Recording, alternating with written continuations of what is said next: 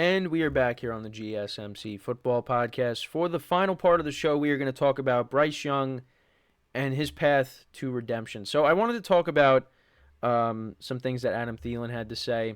So he basically came out and said that everything was stacked against Bryce Young in his rookie season. So this is what he said. He didn't really provide specific things, but this is what he at least said. He said, yeah, well, I'll say this. I think everything was stacked against him last year, unfortunately. And I'm not going to get into detail as to why that was, but I'm just really excited for him to have a fresh start and ability to have a good coaching staff that's going to put a good plan together to help him be successful and also to put people around him to help him be successful. This is something else he said as well. So with that being said, I think what he really showed is his maturity over the season, over the year. I think his ability at times to just be very honest in front of the room and say, hey, this is what I'm not doing well, and this is what I need to get better at, and please hold me accountable. I thought that was really impressive for a young guy. His maturity level over the season was really cool to see, and his ability to handle adversity. I don't know how much adversity Bryce has had over his football career, and to handle the amount of adversity he did to show up every week, week in, week out, put his head down and work, try to lead to the best of his ability, was really impressive, and what makes me excited about year two with him. So, yeah, it was a rough season for Bryce Young. It really was. The Panthers, they gave up a lot to draft him with the number one overall pick, and now the Bears have the number one overall pick in this year's draft because of it. They gave up D.J.Moore to get him. And, yeah, it was not great. Bryce Young, 2,800 yards passing, 11 touchdowns, 10 interceptions, a rating of 73.7. Not great. Not great. Again, he had a good game against the Packers. You see the talent is there. It's just the Panthers really did not surround him with a lot. And you look at what the Texans did with C.J.Stroud.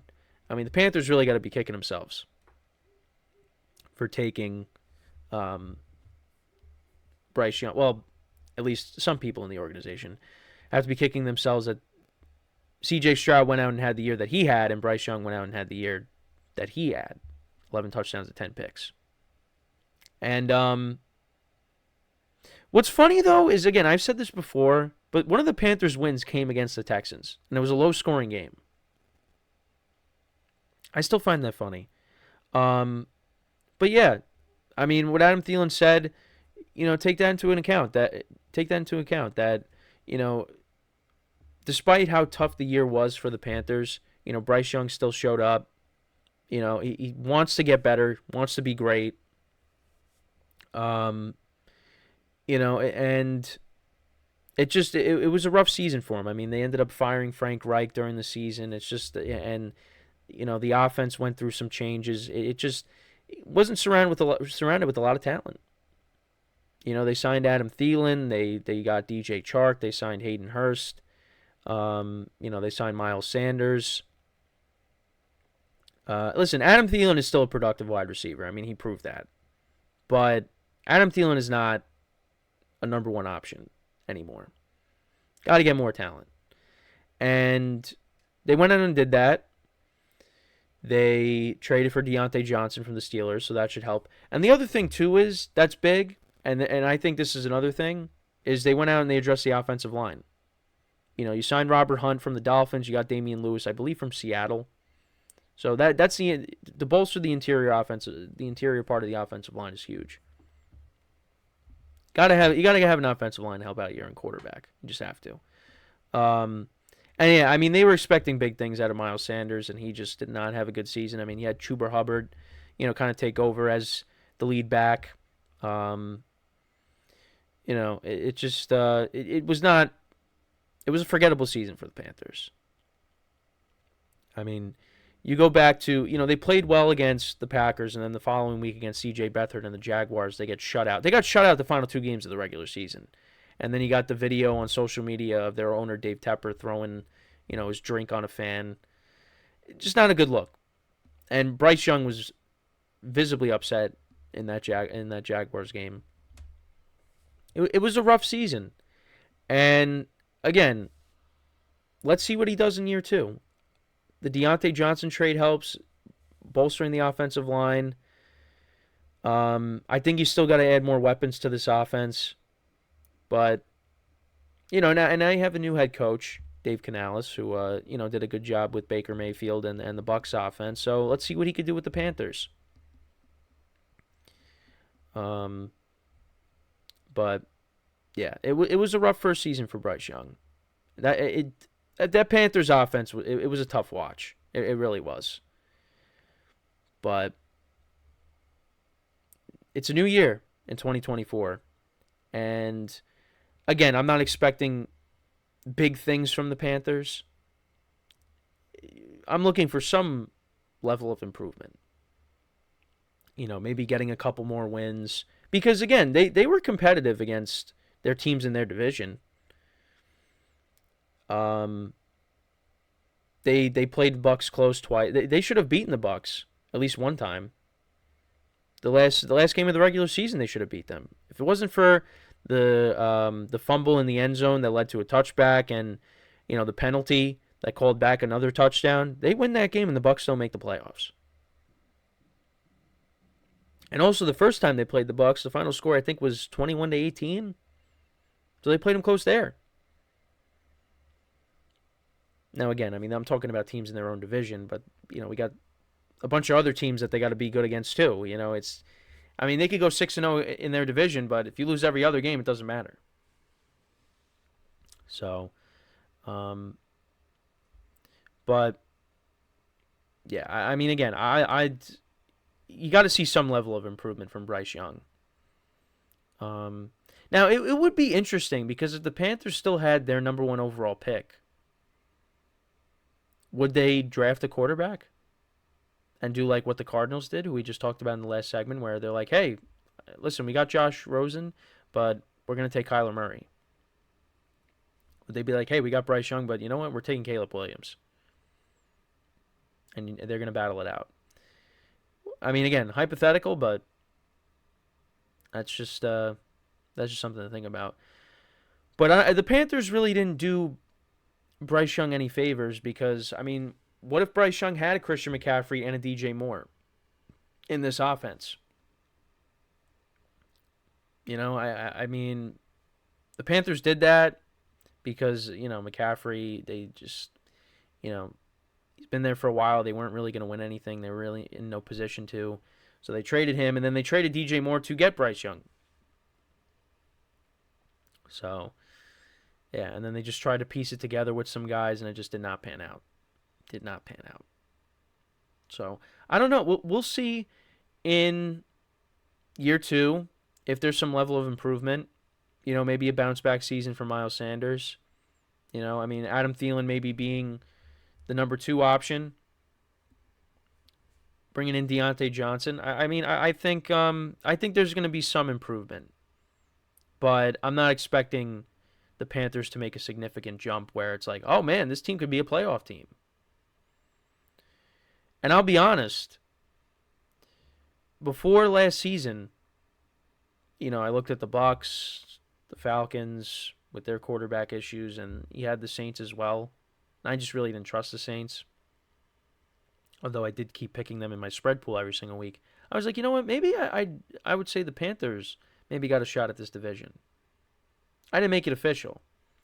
But, yeah, I was dead wrong because the Panthers were just, it was not good. But like I said, I think there's some improvement that is in store. I think Bryce Young will have a bounce back year.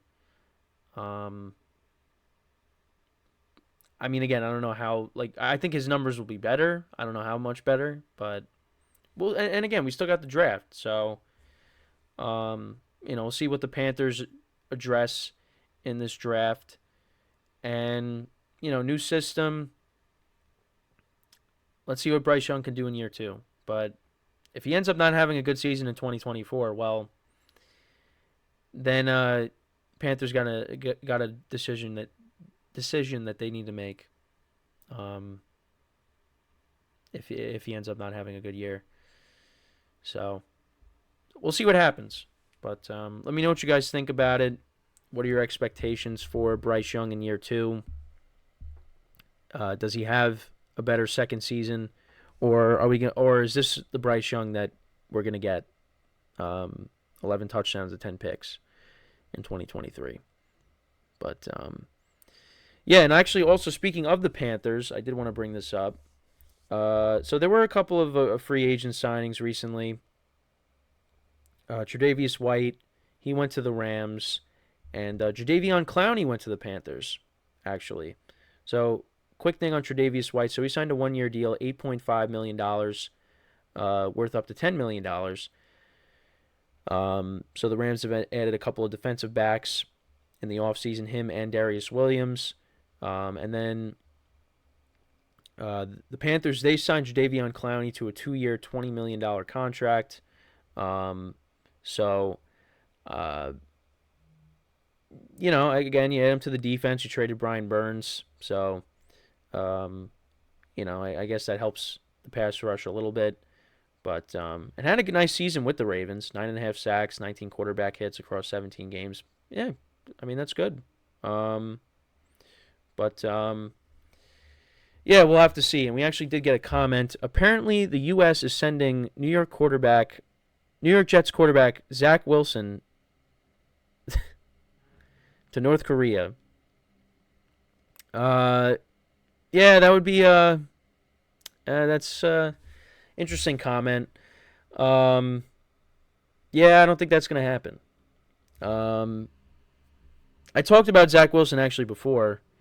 I said, you know, it's if he's on the team next year, that's gonna be a distraction, and fans are gonna lose their minds, even though they were kind of already losing their minds already.